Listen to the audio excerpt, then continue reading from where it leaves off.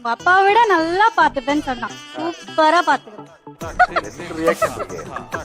ஏன்னா நாங்க வந்து 10 years லவ் பண்ணோம். இப்ப மேரேஜ் ஆகி 5 years ஆகுது. ஹனிமூனுக்கு யார் யார் சார் போவாங்க? Husband wife. நாங்க எத்தனை பேர் தெரியுமா போனோம்? ஃபேமிலியா குரூப்பா ஒரு 15 பேர் போனோம். இது ஹனிமூன். ஊட்டி போனோம். ரூம் எப்படி சார் புக் பண்ணுவாங்க? காட்டேஜ் ரூம் புக் பண்ணாங்க. ஒரு ஹால் மாதிரி. அதுல வந்து மிடில்ல வந்து ஒரு செவரு வால் மட்டும்தான் இருக்கும். 3 போர்ஷன் மாதிரி இருக்கும். ஊட்டியில வந்து உங்களுக்கு ஃபேன் இருக்கவே இருக்காது. நம்ம அச்சுன்னு தும்னா வெளியில பக்கத்து ரூம்ல கேக்கும்.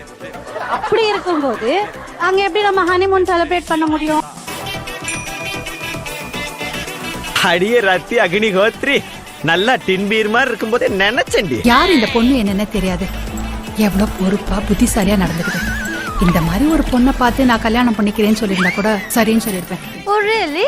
Yes, really.